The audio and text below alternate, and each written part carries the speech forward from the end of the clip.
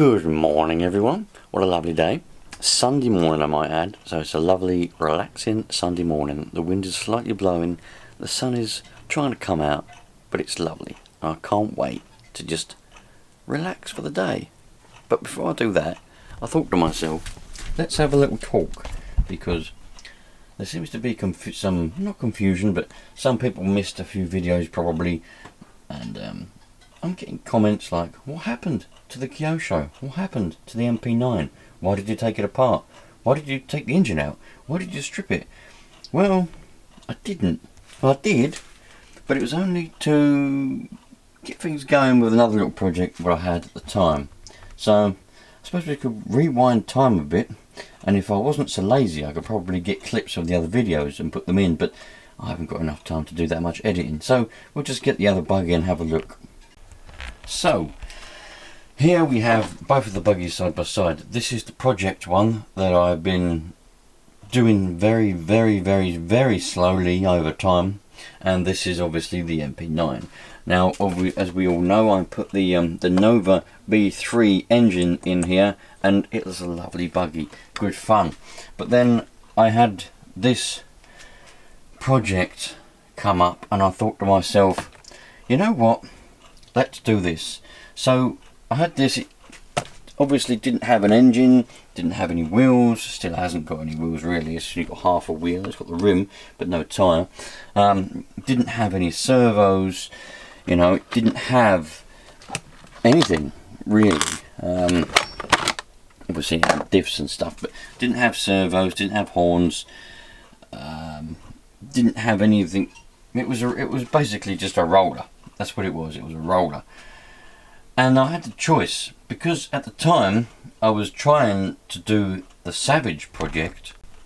I really wanted to get this Savage project actually to a state where I could actually run it and you lot would all enjoy watching it. So I had to buy an engine for it. So the choices of what I had was to get an engine for this or to get an engine for the other buggy. This buggy, by the way, is an S-Works S35-4. Is it the World Edition? Not really sure, to be honest, but there we go.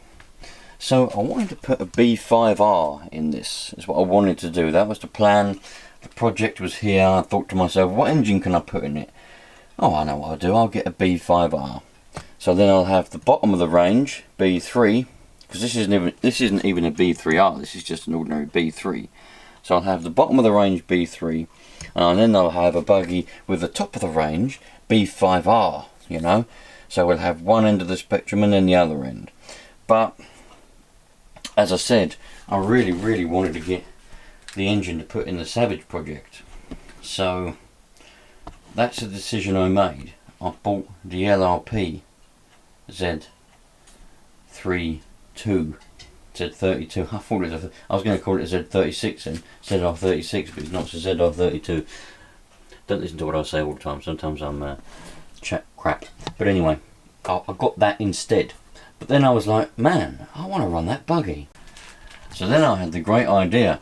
Let's bring this back to sort of like something that I can use quickly, because obviously with this I need to use a starter box, because, well, with that I needed to use the starter box with this engine in it, because obviously it doesn't have a pull start. So, to try and cut the story short so you lot don't get bored, I decided to myself, right, let's take the engine out of here, put the B3 in here, so then we've got a racing engine in a racing buggy, because this is all set up for racing, obviously, and then I'll put an engine in here with a pull start, so I've got a buggy which I can just literally take with me, a glow starter, the transmitter, a bottle of fuel, and I can go anywhere I want. It's got a small footprint because I don't have to carry around starter boxes and batteries and all sorts. And as you know from the videos that I've done recently, I decided to put in the original engine, the KE21, but I've put a different exhaust on it and everything. So that's the reason. It's been a few months now, I've been doing this for months, because I can't afford to just buy everything. This at the moment hasn't got any radio gear in it because it's still not finished. I can't yet afford some tyres yet, but obviously I've got wheels, so we're getting there. I did have radio gear for it. I had Futaba radio gear, which I bought one day when I was in a really happy mood, as I always am anyway, but I was in an extra happy mood. And I thought to myself, oh man, you know what, let's get some radio gear for this buggy because I really want to run it. And I know some of you are going to be saying, well, if you really want to run it, why don't you just take some radio gear out of another car? You've got plenty. Which is true. I've got 1, 2, 3. I've got 4 cars, so I could take some radio gear out of one of them, put it in the buggy temporarily just to run it. But I don't want to do that. All right. I don't like doing that. I don't like nicking parts off. I know I nicked parts off of that one, but I don't like doing it in general, especially with radio gear, because I don't like wires. Playing around with wires, unplugging and unplugging them. It's just me, personal opinion, personal preference. I don't like doing it. If I'm building a car, I want radio gear that stays in that car. I don't like taking it out and putting it in other cars. You might find that weird, you might find that strange, but that's the way I am. So, I said to myself, I'm going to get some radio gear. And I had Futaba loads of times in the past. Love Futaba. I know there's Sanwa and there's Spectrum and all the other ones out there, but I personally like Futaba. So I bought a Futaba radio gear, a transmitter with a receiver as a kit. You can buy them, the transmitters and the receivers, as a kit.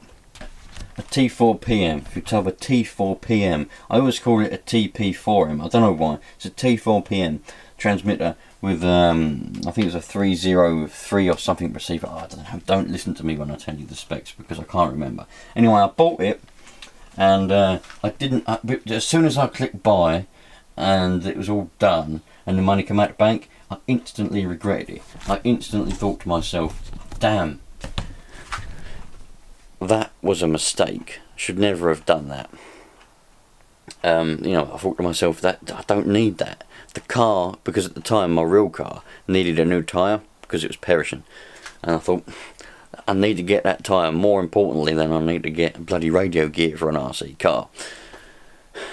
So I had two choices. I cancelled the order because I'd only just done it, or I get it and see if my opinion changes once it's actually here, to try and force myself into thinking that was a good idea. I do that a lot. But anyway, it arrived and I still had massive buyer's remorse, massive regret, thinking I should never have bought that. It's a waste of money for now. I've got more important things to spend money on. Luckily, I managed to find somebody that was willing to buy it off of me because I hadn't opened it. They bought it off me for the price that I paid for it, so I didn't lose any money there. And I managed to carried on, got my tyre, happy days, happy life. So I still haven't got any radio gear for this. So that's where we are. It's a slow project. I know I haven't been filming it or doing any videos on it, but you know, why would you want to see a video on this? And sometimes it's nice to do something and not film it, you know. It's just nice to just come out here and just do some stuff, you know, on something and not have to film it. I say have to because obviously I don't have to film anything for anybody, but I do because I enjoy it. YouTube is my hobby. But you know, this was just my little project I was playing around with, and yeah, that's the reason. That's what it's all about. So yeah, been having some good fun actually putting all this together, because this engine goes well in this buggy. I mean, it fits well in the buggy. I don't know what it will actually go like. I'm assuming it will go the same as it would in any other buggy. But yeah, proper pleased. And now I've got a buggy, an MP9, which I love. The way these are is brilliant. With a pull start engine back in it, and you know, happy days as far as I'm concerned. I love buggies, and I think a lot of you will agree. Buggies, platform of a buggy is just an awesome platform. Let me try and get this back on here. It's an awesome platform, you know. That's why. Do you know what I really do fancy though? I really fancy again another Truggy, because I had a Truggy, didn't I? And I've had a few in the past, but the main one I had was that the trophy Truggy, the HPI trophy Truggy. That was the main one that I had that's been on this channel, and yeah, that was a very nice Truggy. The only thing was, well, to be honest, there was two factors coming into play with the reason. Oh, bloody hell! The reason why. Look, it's trying to fall off the bench. That's the trouble. Two things was the reason why I ended up getting rid of it. The first thing was the shop that I was frequenting mostly at the time was my local RC shop, and they were telling me false information, but I didn't know it's false information at the time. I mean, I knew that HPI was, you know, struggling, but they were telling me, they said, don't buy a trophy truck. I said, I want one, so I bought one. And they said, well, you're never going to get parts for it, so don't break it. I was like, well, why not? They said, well, HPI is out of business. They're not making any parts. You're not going to get any parts unless you can find some old stock or something like that. So I was a bit concerned. I didn't want to break the Truggy because I wouldn't be able to repair it. And that's what they were telling me. But I later found that was false information, and parts are plentiful. But at the time, so that was going around in my head. Oh, I'm not going to be able to repair it if I break it, so that means I can't really enjoy it, because me, I don't really do all the go slow stuff when I'm out and about, really. You know, it's full throttle or no throttle. I just go, you know what I mean? I blast around the woods, flat out. You got to be flat out. So I don't break stuff all that often, but when I do, stuff breaks. So the trouble was, I had that going around in my head. Plus, at the time, I was like, I've spent all this money, like £260 something on a Truggy, which I don't really need because I've got other cars. Did I need to spend that? No, I didn't. So I had that going in my head as well. So I decided to sell it. But I really like Truggies. They're such a cool platform. I know they're heavier than buggies and all that, and a bit clumsy. The trophy Truggy was definitely clumsy. But I like the platform. I nearly bought a Mugen the other month, about 2 months about 2 months ago. I nearly bought a Mugen.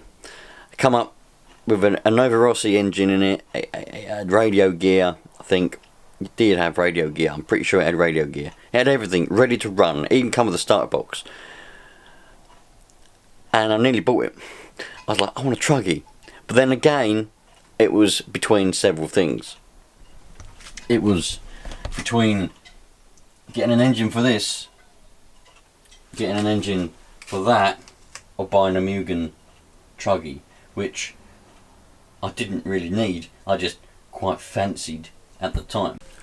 Oh, by the way, let's celebrate the people who are a member of this channel and are a member of the shoutouts section. We have here, if we can get a focus, Little Trucker 72, Alfie Fury, and Stoneman 420. All are members of the channel, and they want shoutouts. So there's your shoutouts there, my friends. Hope you're enjoying the channel, and I hope you're enjoying your membership. I've currently got 10 members, even when I'm out of focus, on this channel. 3 of them want the shoutouts, the others just got early access, but 10 in total. So thanks to all of you members. Really appreciate you, because you're helping to support me with this channel, and hopefully, as I said in another video, I want to try and make this so that it's a self-sustaining thing, so that I can do what I like to do, which is make YouTube videos and do RC stuff, but also provide entertainment for you lot, because some of you like it. And also for those of you that are just simply subscribed, you just subscribed, you just casually milling around on YouTube, you come across the channel and you think, I like this, I want to subscribe. Thank you to you as well, because there's nearly 5,000 of you now, and that's out of this world. Really, it really is. And you also help me, because, you know, as we all know, the more people that are watching this channel, the more it gets out there. And hopefully one day I'll be able to get to a stage where it is self-containing, you know. Be able to make enough money from these videos to be able to keep buying different RC cars, to keep resurrecting them, and then we can just keep going and have a happy life. You lot can be entertained and I can be happy. Thanks again, you lot, members and subscribers alike.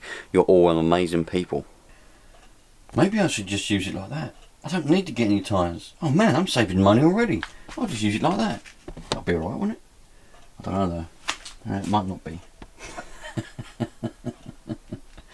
I don't know. But yeah, man. I'll get the new knuckles for this at some point. Probably in the next couple of weeks. I've got some other priorities at the moment, but that's what I'll do. This is ready to go now. Everything's in it. I think you've probably seen the other videos anyway. This one's got the original Kyosho radio gear in it. It's got servos. It's got everything it needs. All I need is a new knuckle. I think it's that one that broke, but you can buy them as a set. So what I probably will do is change both, so they're both brand new, and then the one good one I'll keep as a spare, just in case one breaks. Well, obviously it only goes on one side, but just in case that corresponding side breaks in the future, I'll have one spare at least. And I'll have two new ones rather than one new and one old. That's my thinking. That's what I'm going to do. And then we'll be zipping this one around in the next couple of weeks, and seeing how this engine performs with that what's this side, with that new exhaust, because that exhaust, as I said in a previous video, is for a slightly larger engine, which means the inside diameter is slightly bigger, which means the engine will breathe better. For those of you that don't know, that is a good thing. A lot of people they do get caught up and confused and worried about engines and exhausts. It's all stuff which should never be worried about, but in a nutshell, think of an engine, yeah, like a pump. The more air and fuel that you can pump through it, the better, right? So in order to get more air through, you need a bigger carburetor basically to get the air in, but obviously you can only go so big. I'll explain all that maybe if I do a video, but you need to get more air in, bigger air filter, bigger carburetor, etc, etc, and you need to get that out, because it's no good if you can get it in, but if there's a bottleneck at the back of the engine there, so if there's a bottleneck, you can't get out quick enough, you're wasting power, you're wasting time. So you need to get it in, and you need to get it out. So the bigger the exhaust, the better, but only to some certain extent. I know some of you lot are going to start shouting at the screen, going on about if it goes too big, etc, etc. But bigger is generally, in a nutshell, better. Obviously, I haven't upgraded the carburetor or nothing on this engine. It's got the original carburetor that come with the KE21, but it's got a bigger exhaust. So I'll be getting as much air in as possible and as much fuel in as possible. I'm going to tune it so it is literally like on the borderline of being lean, but it will be getting as much fuel going in there as possible. I'll be able to tune it better now with this exhaust on it, the bigger exhaust. So the quicker I can get the gases out, the better. So now this is bigger, they should all come out. That means I should be able to tune it to stuff a bit more fuel in there, and the more fuel we can use up, the better. A lot of people want to use less fuel, but what's the point in using less fuel, man? Because then you're robbing power. You want to get as much fuel in there as possible, get it burnt and get it out. Yeah, as much air in there as possible, get that air burnt and get it out as quick as possible. That's what you want to do. So that's why I think it'll be good. I mean, obviously, you know, as I say, there is back pressures to think about and other bollocks that people get way too caught up in and start panicking about, which is completely unnecessary. But for this application, I reckon that'll be absolutely perfect. I mean, I think we've all been there in the past with real cars, have we not? Most of the people that watch this channel are between 35 and 44, don't know why 44, years old, according to the statistics. So I'm sure that you all had real full-size cars when you were younger, or possibly still do, and played around with the tuning, exhausts, air filters, and everything on your real full-size car when you was a teenager, to try and get as much air in and fuel in and out as possible. It's the same thing. Don't be getting confused with getting sucked into what a lot of people say. Oh, this is a nitro engine, so it's different to a petrol or a diesel engine, a full-size engine. Not at all. engines, they still have pistons, they still have all the internals exactly the same. There are an internal combustion engine, my friends. So all of the methods and all of the theory is roughly still the same. Stuff as much air and fuel in, get it out, the better. Having said that, as I've already said, if you can get it out, it's better to be able to get it out than to get it in. Because if, as I said, and I'll reiterate on it to try and limit confusion, if you've got a massive carburetor, yeah, which is stuffing in loads of fuel and stuffing in loads of air, but you've got an exhaust which is restrictive because it's either it's too small, you're getting it in, but then there's a bottleneck here and you can't get it out.